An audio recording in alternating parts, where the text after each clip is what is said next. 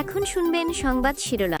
ভয়াবহ ভূমিকম্পে কাঁপল দেশ। ঢাকা, নরসিংদী আর রূপগঞ্জে ভবন ও দেয়াল ধসে নিহত 6, হাসপাতালে আহতের ভিড়। সাতক্ষীরায় বিএনপির মনোনয়ন নিয়ে দলীয় কোন্দল তুঙ্গে। প্রার্থী পরিবর্তনের দাবিতে বঞ্চিতদের পক্ষে লাগাতার কর্মসূচি।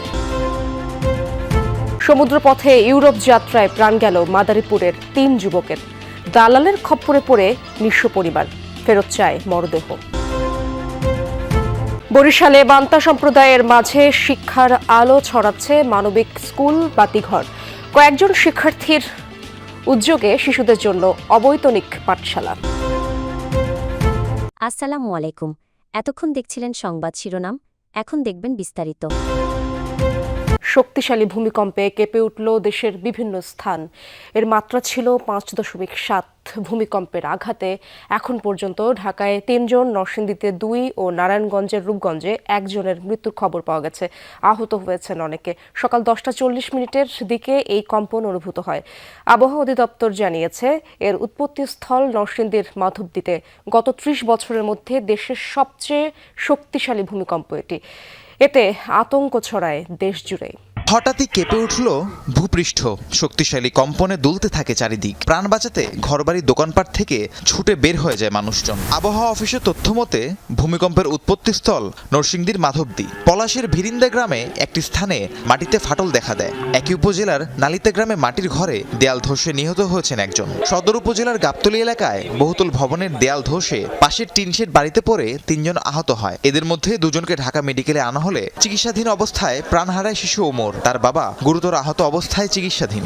ভূমিকম্পে নারায়ণগঞ্জের রূপগঞ্জ গোলাকান্দালে দেয়াল চাপে প্রাণ গেছে এক শিশুর। প্রত্যক্ষদর্শীরা জানায়, মা কুলসুম বেগমের সাথে ঘরে ছিল ফাতেমা আক্তার। ভূমিকম্পে পাশের ভবনের দেয়াল ধসে পড়লে নিচে চাপা পড়ে ঘটনাস্থলে প্রাণ যায় 10 মাস বয়সী ফাতেমার। শিশুটির মা কুলসুমকে গুরুতর আহত অবস্থায় হাসপাতালে নেওয়া হয়।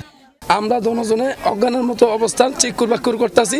এলাকার লোক, সমস্ত লোক আসছে এবং আমরা 2 জন নিহত, 1 জন মারা গেছে, 2 জন আহত। আর নাতিন রে বলে বলে যাইতে আসছিল, যাওয়ানোর সাথে সাথে বলে শুনছি আমরা এরকম কাঁপতে আছি, কাপ কিছু শুনি না। এরপর চিল্লাবেলা শুনা হয়, কিছু দেখি না। মানে বইয়ে দিয়ে বিয়ার ওয়ালের ভিতরে বলে পরে আসলো, আর একজন লোক আসছিল।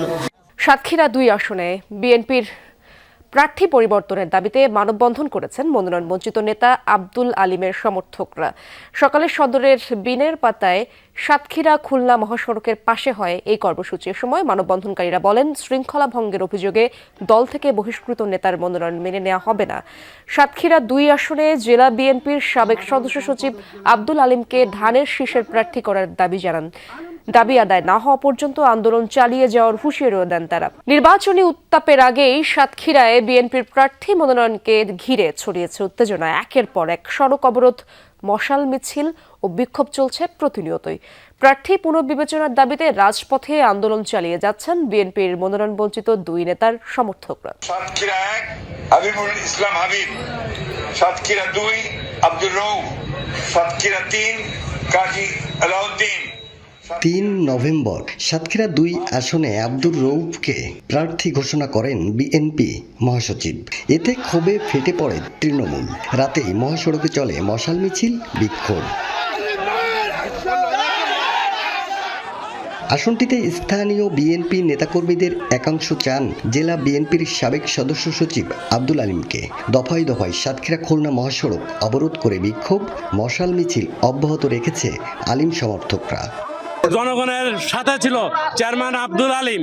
আমরা সাতক্ষীরাবাসী এই 14 ইউনিয়ন পৌরসভায় সবাই চাইছিল, 80% জনগণ চাইছিল আলিম চেয়ারম্যান নমিনেশন পাক। সাতক্ষীরা সদর 2 আসনের নমিনেশন একজন বহিষ্কৃত নেতাকে দিয়েছে। ওনার কাছ থেকে উইথড্র করে চেয়ারম্যান আব্দুল আলিম সাহেবকে নমিনেশন দিতে হবে। ভাগ্য বদলের আশায় সমুদ্রপথে ইতালির উদ্দেশ্যে বাড়ি ছেড়েছিলেন মাদারীপুরের 3 যুবক। সমুদ্রপথে লিবিয়া পৌঁছানোর পর পাল্টে যায় দালাল চক্রের রূপ। তাদের নির্যাতন করে পরিবারের কাছ থেকে আদায় করা হয় আরও অর্থ। পরবর্তীতে নৌকায় ইতালির উদ্দেশ্যে যাত্রা করলে ভূমধ্যসাগরে সন্ত্রাসীদের গুলিতে নিহত হন ভুক্তভোগী 3 যুবক। পরিবারগুলোতে চলছে শোকের মাতম। মরদেহ ফেরতও চায় তারা। পরিবারের সচ্ছলতা আর স্বাচ্ছন্দ্যের আশায় ইউরোপের দেশে যাওয়ার জন্য ঘর ছেড়েছিলেন মাদারীপুরের ইমরান খান। এখন তার মৃত্যুর খবরে দিশেহারা স্বজনরা। গত ৮ অক্টোবর স্বপ্নের দেশ ইতালি যেতে বাড়ি ছাড়েন সদর উপজেলার আদিত্যপুর গ্রামের ইমরান। সরাসরি গন্তব্যে পৌঁছে দেওয়ার শর্তে প্রতিবেশী দালাল শিপন খানের হাতে ২২ লাখ টাকা তুলে দেওয়ার সমঝোতা হয়। প্রথম দিকে বিভিন্ন প্রলোভন দেখালেও বাড়ি ছাড়ার পর থেকে সুর পাল্টে যায় দালাল চক্রের। স্বজনদের অভিযোগ, সমুদ্র পথে ইমরানকে নিয়ে যাওয়া হয় লিবিয়ায়। সেখানে তাকে নির্যাতনের মাধ্যমে পরিবারের কাছ থেকে নেওয়া হয় ১৮ লাখ টাকা। এরপর ১ নভেম্বর লিবিয়া থেকে নৌকায় ইতালি যাওয়ার উদ্দেশ্যে যাত্রা করলে ভূমধ্যসাগরে সন্ত্রাসীদের গোলাগুলির মাঝে পড়ে নিহত হন ইমরান। শিবন দালাল, তার সাথে কথা হয়েছে আমার ছেলের সাথে, বলছে কি তোরে ২২ লাখ টাকা দিবি, তোরে আমার রুমে নিয়ে রাখবো, তোরে আমি স্পেশাল গেম করাই দিব। শিবন বলে কি আছে, আমি গেম দেওয়ার চেষ্টা করছিলাম, পুলিশে ধরছে, তাই জেলে আছে, জেলের তা ছাড়াবো, এই করবো সেই করবো। এরপরে আস্তে আস্তে জানতে পারি যে সে নাকি মারা গেছে। মান্তা সম্প্রদায়ে যাদের জন্ম, বেড়ে ওঠা, জীবন সংগ্রাম সবই নদীকেন্দ্রিক। নৌকায় যাদের ঘর, সংসার, মাথা গোজার ঠাঁই।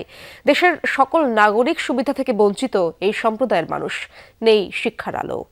তবে তারা স্বপ্ন দেখতে শুরু করেছে, তাদের সন্তানরা শিক্ষিত হবে, অর্জন করবে জ্ঞান, বুঝে পাবে প্রাপ্য অধিকার। তাদেরকে এই স্বপ্ন দেখাচ্ছে বরিশাল বিশ্ববিদ্যালয়ে অধ্যয়নরত কয়েক শিক্ষার্থী।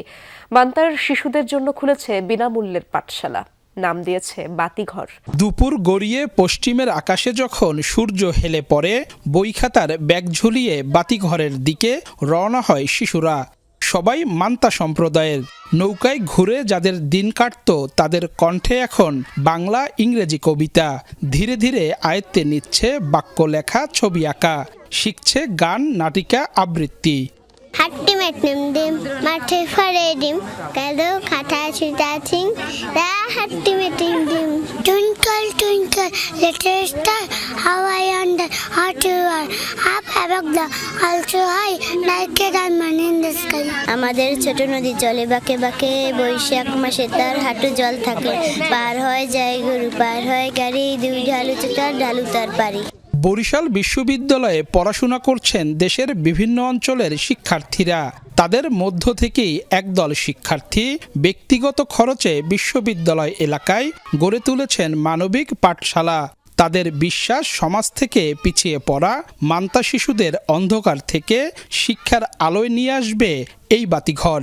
ওদের খুব ইন্টারেস্ট আছে পড়াশোনার ক্ষেত্রে, বাট ওরা সেই স্কোপটা পাচ্ছে না। আমরা সেটা দিতে চাচ্ছি বা আমরা ওদের সাপোর্ট হতে চাইতেছি যে ওরা সাহস নিয়ে পড়তে পারবে এরকম।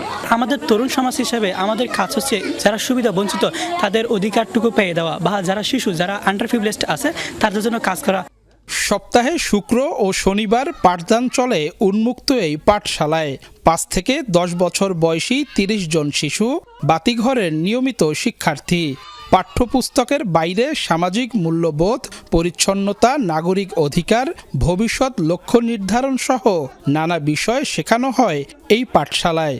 সাধারণ কিছু বেসিক যে ম্যানারগুলো, এই ম্যানারগুলো আমরা পড়াশোনার পাশাপাশি ওদেরকে শেখাচ্ছি। বাইরে থেকে ফিরে যে হাত ধোয়ার ব্যাপারটা, এগুলো ওদের মধ্যে নেই। সেই ব্যাপারগুলো আমরা একদম প্র্যাকটিক্যালি ওদেরকে শেখাচ্ছি।